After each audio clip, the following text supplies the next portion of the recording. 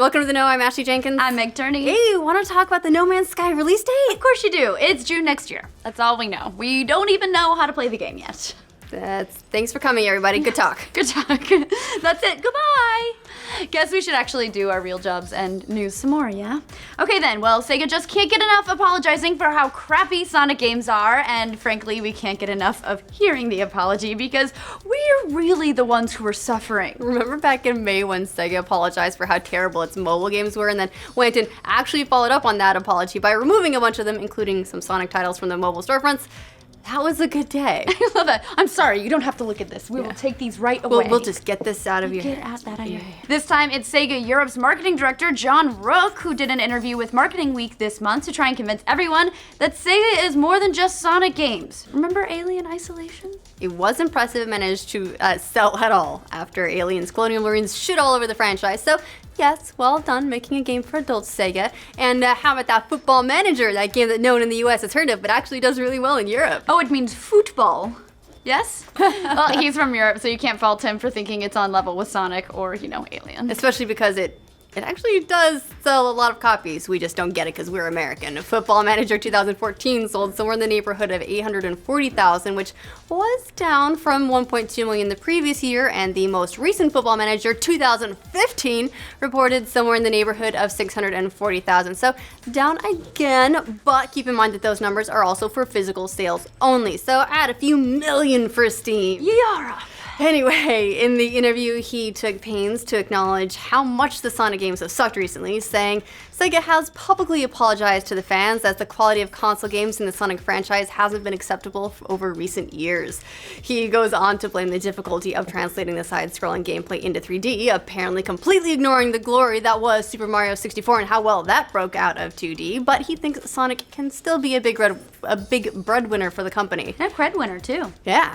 Makes sense. As long as they make new games more like the old games that people actually liked, instead of like Sonic Boom. We'd like to just pretend that they don't exist altogether, but Sonic Boom games actually represent the lowest point of the Blue Hedgehog's life. Wii U's Rise of Lyric, just one lyric, and 3DS's Shattered Crystal together only managed to move 400,000 units. Wow. Come on, guys. At least Sonic Generations did like 4 million. Am I the only one who's confused about why they're doing another Sonic Boom game next year? Oh, they got that TV show renewed for another season. You gotta make that tie-in money. Oh, yeah. Come on, guys. You had something good going with the 3DS version of Sonic Lost World. What happened? Innovation happens. Stop innovating. You are unvading for once, please. Please. For better or worse, like Konami, RIP, Sega has found the mobile market and seems to be having a ton of success in that area.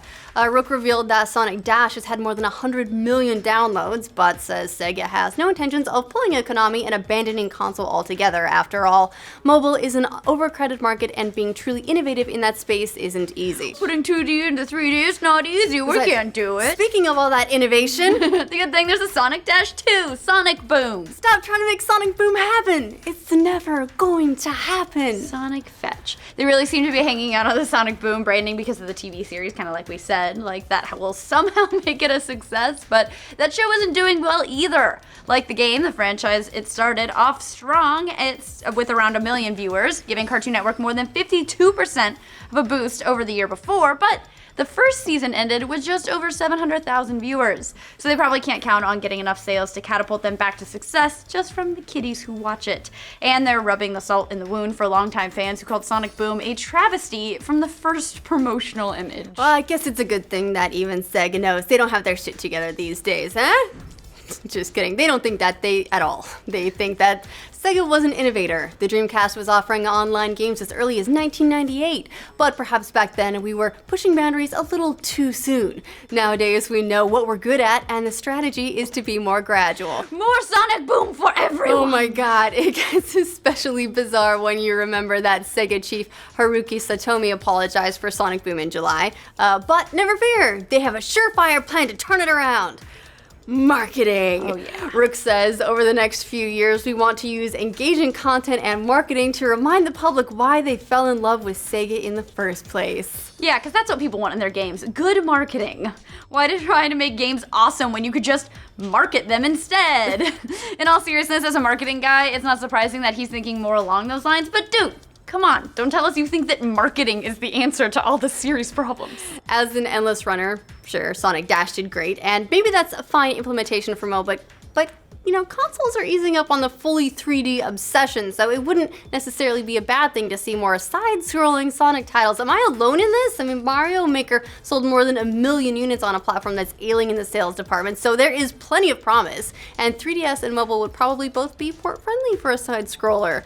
And some of my favorite games the last few years have been side-scrollers: Ori and the Blind Forest, Guacamelee, Tembo the Badass Elephant. Is it better for the series to deliver great games or games that are bloated in 3D just for the sake of being AAA games? Because I mean, I'd pay for a great game, but I don't trust the 3D Sonic games. They've made so many missteps trying to figure out how to do it well that I just have no confidence. That was an amazing speech you gave. Thank you very much. Thank you. I feel like we should drop a little banner behind you. I'm running for president. Mission accomplished. So what about you guys? Do you think Sonic can still be a 3D success, or are you back in for 2D Sonic like this one over here?